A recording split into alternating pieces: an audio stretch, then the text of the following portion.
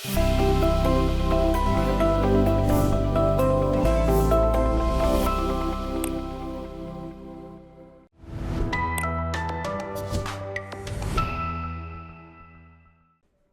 है आपका आज के एपिसोड में। सबसे पहले देखते हैं पिछले अभ्यास प्रश्न को।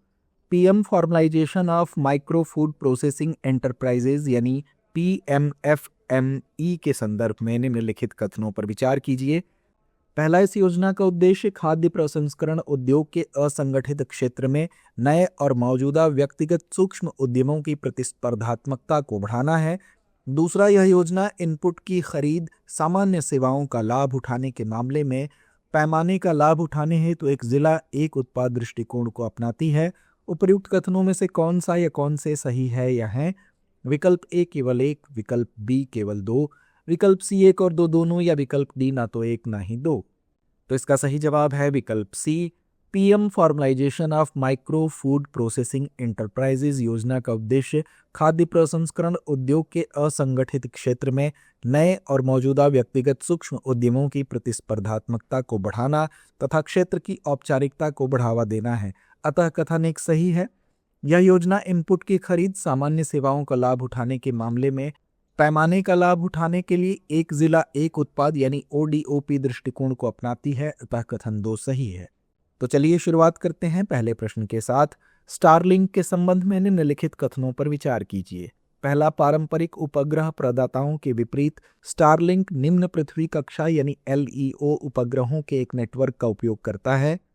दूसरा, स्टारलिंक पारंपरिक उपग्रह कनेक्शनों से भिन्न है क्योंकि इसके एलईओ समूह में पृथ्वी की सतह से केवल कुछ 100 किलोमीटर की दूरी पर स्थित उपग्रह शामिल हैं। उपर्युक्त कथनों में से कौन सा या कौन से सही है या हैं? विकल्प ए केवल एक, विकल्प बी केवल दो, विकल्प सी एक और दो दोनों, या विकल्प डी ना तो एक ना ही दो। तो इसका सही जवाब है विकल्प सी। स्टारलिंक एक स्पेस एक्स परियोजना है जिसे वर्ष 2019 में लॉन्च किया गया था, जिसका उद्देश्य हजारों परिक्रमा करने वाले उपग्रहों के समूह के साथ एक ब्रॉडबैंड नेटवर्क का निर्माण करना है।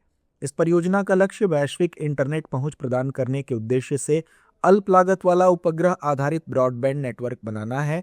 पारंपरिक उपग्रह प्रदाताओं के विपरीत स्टारलिंक निम्न पृथ्वी कक्षा यानी एलईओ उपग्रहों के एक नेटवर्क का उपयोग करता है जो उच्च गति, कम विलंबता इंटरनेट प्रदान करने के लिए एक दूसरे के साथ पारस्परिक क्रिया करते हैं। अतः कथन एक सही है। स्टारलिंक पारंपरिक उपग्रह कनेक्शन से भिन्न है क्योंकि इसके एलईओ समूह में पृथ्वी की सतह से केवल कुछ 100 किलोमीटर की दूरी पर स्थित उपग्रह शामिल हैं। अतः कथन दो भी सही है। यमन के संबंध में निम्नलिखित कथनों पर विचार कीजिए। पहला, यमन अरब प्रायद्वीप के दक्षिण पश्चिमी छोर पर स्थित है। दूसरा, यमन की सीमा दक्षिण में लाल सागर और पश्चिम में अदन की खाड़ी से लगती है। तीसरा, पूर्वी यमन रूब अल खली का भाग है जो विश्व का 5वां सबसे बड़ा मरुस्थल है, जिसे एम्प्टी क्वार्टर भी कहते हैं, जिसमें पृथ्वी पर मरुस्थल का दीर्घतम विस्तार है। उपर्युक्त कथनों में से कितने सही है या हैं? विकल्प ए केवल एक, विकल्प बी केवल दो, विकल्प सी सभी तीन, या विकल्प डी कोई भी नहीं। तो इसका सही जवाब है विकल्प बी।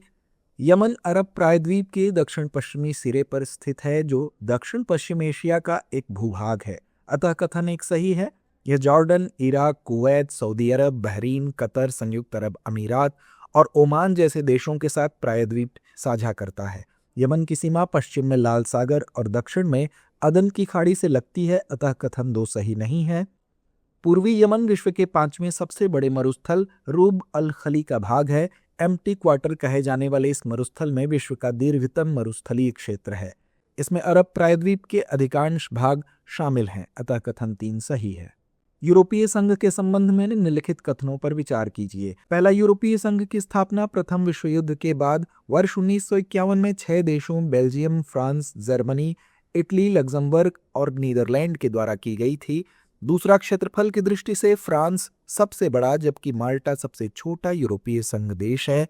तीसरा, बुल्गारिया और रोमानिया हाल ही में यूरोपीय संघ में शामिल हुए हैं। उपर्युक्त कथनों में से कितने सही है या हैं? विकल्प ए केवल एक, विकल्प बी केवल दो, विकल्प सी सभी तीन, या विकल्प डी कोई भी नहीं। तो इसका सही जवाब है विकल्प बी। यूरोपीय संघ की स्थापना वर्ष 1951 में द्वितीय विश्व युद्ध के बाद 6 देशों Belgium, France, Germany, Italy, Luxembourg और नीदरलैंड द्वारा की गई थी। अतः कथन एक सही नहीं है क्षेत्रफल की दृष्टि से फ्रांस सबसे बड़ा जबकि माल्टा सबसे छोटा यूरोपीय संघ देश है, अतः कथन 2 सही है। बुल्गारिया और रोमानिया हाल ही में यूरोपीय संघ में शामिल हुए हैं, अतः कथन 3 सही है। आर्थिक सहयोग और विकास संगठन यानी OECD के संबंध में निम्नलिखित कथनों पर विचार कीजिए।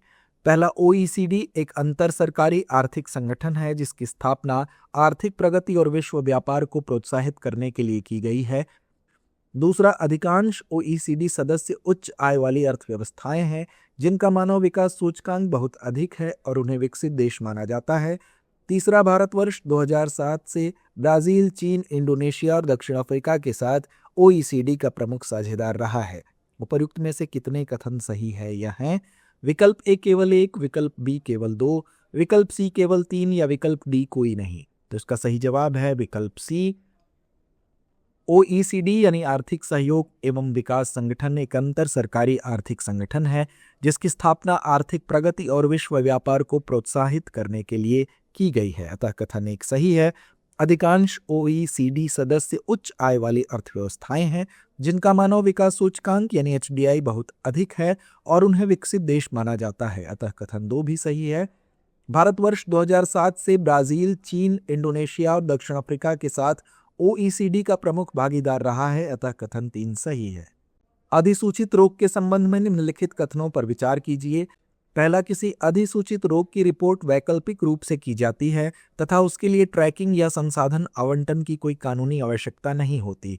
दूसरा, तपेदिक, मलेरिया और कोविड-19 जैसी संक्रामक बीमारियां आमतौर पर फैलने की क्षमता के कारण सूचित करने योग्य होती हैं। उपर्युक्त कथनों में से कौन सा या कौन से सही है? यह है विकल्प ए केवल 1, विकल्प बी केवल 2, विकल्प सी 1 और 2 दोनों या विकल्प डी ना तो 1 ना ही 2। तो इसका सही जवाब है विकल्प बी। अधिसूचित रोग वह रोग है जिसे स्वास्थ्य सेवा प्रदाताओं द्वारा वास्तविक समय महामारी, विज्ञान ट्रैकिंग, संसाधन आवंटन और शीघ्र हस्तक्षेप के लिए कानूनी रूप से सरकारी अधिकारियों को सूचित किया जाना चाहिए, अतः कथन 1 सही नहीं है। महामारी रोग अधिनियम 1897 महामारी रोग यानी बड़ी संख्या में रोग का तेजी से संचरण की रिपोर्टिंग की अधिसूचना और विनियमन को नियंत्रित करता है। तपेदिक, मलेरिया और कोविड-19 जैसी संक्रामक बीमारियां आमतौर पर संचरण की क्षमता के कारण सूचित करने योग्य होती हैं, अतः कथन 2 सही है। विनिवेश के संबंध में निम्नलिखित कथनों पर विचार कीजिए। पहला, यह सरकार द्वारा धन संग्रहण तथा निजी भागीदारी को सीमित करने के लिए सार्वजनिक क्षेत्र के उद्यमों में हिस्सेदारी हासिल करने की प्रक्रिया है। दूसरा, विनिवेश के तरीकों में असूचीबद्ध कंपनियों के लिए इनिशियल पब्लिक ऑफर, सूचीबद्ध कंपनियों के लिए फॉलो ऑन पब्लिक ऑफर तथा त्वरित हिस्सेदारी बिक्री के लिए ऑफर फॉर सेल शामिल है। तीसरा, विनिवेश प्रक्रिया वित्त मंत्रालय के अंतर्गत निवेश और सार्वजनिक परिसंपत्ति प्रबंधन विभाग द्वारा संचालित की जाती है। उपर्युक्त कथनों में से कितने सही हैं? विकल्प ए केवल 1, विकल्प बी केवल 2, विकल्प सी सभी 3 या विकल्प डी कोई भी नहीं। तो इसका सही जवाब है विकल्प बी। यह सरकार द्वारा सार्वजनिक क्षेत्र के उद्यमों यानी PSE में अपनी हिस्सेदारी बेचने की प्रक्रिया है ताकि धन संग्रहण किया जा सके, राजकोषीय भार कम किया जा सके और निजी भागीदारी को बढ़ावा दिया जा सके, अतः कथन 1 सही नहीं है। विनिवेश के तरीकों में असूचीबद्ध कंपनियों के लिए इनिशियल पब्लिक ऑफर, सूचीबद्ध कंपनियों के लिए फॉलो ऑन पब्लिक ऑफर तथा त्वरित हिस्सेदारी बिक्री के लिए ऑफर फॉर सेल शामिल है, अतः कथन 2 सही है। विनिवेश प्रक्रिया वित्त मंत्रालय के तहत निवेश और सार्वजनिक संपत्ति प्रबंधन विभाग द्वारा संचालित की जाती है, अतः कथन 3 सही है। मेनहिर के संबंध में निम्नलिखित कथनों पर विचार कीजिए।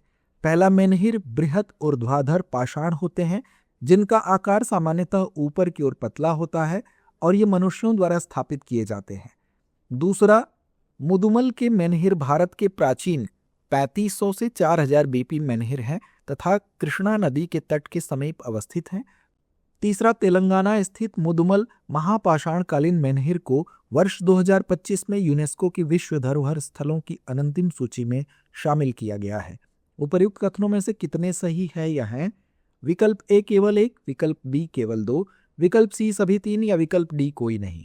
तो इसका सही जवाब है विकल्प सी।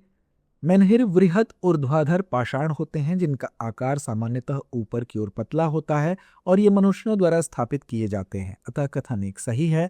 मुदुमल के मेनहिर भारत के प्राचीनतम लगभग 3500 से 4000 BP मेन्हिर है तथा कृष्णा नदी के तट के समीप अवस्थित है, अतः कथन 2 सही है। बीपी 1950 ईस्वी से पहले के वर्षों की गणना करने वाला समय मापक्रम है। तेलंगाना के नारायणपेट जिले में स्थित मुदुमल के महापाषाणकालीन मेन्हिर को वर्ष 2025 की यूनेस्को के विश्व धरोहर स्थलों की अनंतिम सूची में शामिल किया गया है, अतः कथन 3 सही है। महापाषाण का तात्पर्य प्रागैतिहासिक बड़ी पत्थर की संरचनाओं से है, जिसका निर्माण या तो शवाधान या स्मारक स्थलों के रूप में किया गया था। मुदमल मेन्हिर स्थल सुव्यवस्थित रूप से संरक्षित महापाषाणकालीन शवाधान स्थल है। पीएम विश्वकर्मा योजना के संबंध में निम्नलिखित कथनों पर विचार कीजिए। पहला, यह वर्ष 2023 में शुरू की गई एक केंद्रीय क्षेत्र की योजना है। दूसरा, इस योजना के अंतर्गत व्यवसाय विकास को बढ़ावा देने के लिए ब्याज अनुदान के साथ उद्यम विकास ऋण के रूप में संपार्श्विक मुक्त ऋण प्रदान किए जाते हैं। तीसरा, एमएसएमई मंत्रालय द्वारा गठित राष्ट्रीय संचालन समिति प्रमुख नीतिगत निर्णयन करती है और योजनाओं में संशोधनों को स्वीकृति देती है। उपर्युक्त कथनों में से कितने कथन सही नहीं है या हैं? विकल्प ए केवल 1, विकल्प बी केवल 2, विकल्प सी सभी 3 या विकल्प डी कोई भी नहीं। तो इसका सही जवाब है विकल्प डी। पीएम विश्वकर्मा एक केंद्रीय क्षेत्रक योजना है जिसे 17 सितंबर 2023 को हाथों और उपकरणों की सहायता से कार्य करने वाले पारंपरिक कारीगरों और शिल्पकारों को व्यापक सहायता प्रदान करने के लिए शुरू किया गया था, अतः कथन 1 सही है। व्यवसाय विकास को बढ़ावा देने के लिए ब्याज अनुदान के साथ उद्यम विकास ऋण के रूप में 1 लाख रुपए प्रथम किस्त और 2 लाख रुपए द्वितीय किस्त का संपार्श्विक मुक्त ऋण प्रदान किया जाता है, अतः कथन 2 सही है। एमएसएमई मंत्रालय द्वारा गठित राष्ट्रीय संचालन समिति प्रमुख नीतिगत निर्णयन करती है और योजना में संशोधनों को स्वीकृति देती है, अतः कथन 3 सही है। समिति की बैठक योजना स्तरीय समीक्षा, पाठ्यक्रम सुधार या आवश्यकता अनुसार समिति की राय में महत्वपूर्ण समझे जाने वाले किसी अन्य एजेंडे पर चर्चा के लिए वर्ष में कम से कम 2 बार बुलाई जाएगी। विश्व गौरैया दिवस कब मनाया जाता है? विकल्प ए 20 मार्च, विकल्प बी 21 मार्च, विकल्प सी 22 मार्च या विकल्प डी 23 मार्च। तो इसका सही जवाब है विकल्प ए। हर साल 20 मार्च को विश्व गौरैया दिवस मनाया जाता है। यह दिवस जैव विविधता और पारिस्थितिक संतुलन बनाए रखने में गौरैया के महत्व पर प्रकाश डालता है। विश्व गौरैया दिवस की शुरुआत नेचर फॉर एवर नामक एक पक्षी संरक्षण संगठन द्वारा 2010 में की गई थी। इसका उद्देश्य गौरैया की घटती आबादी के बारे में जागरूकता बढ़ाना था। गौरतलब है कि इनके संरक्षण के लिए 2011 में विप्रो एनएफएस स्पैरो अवार्ड्स की स्थापना भी की गई थी। तो आइए अंत में नोट करते हैं आज का अभ्यास प्रश्न।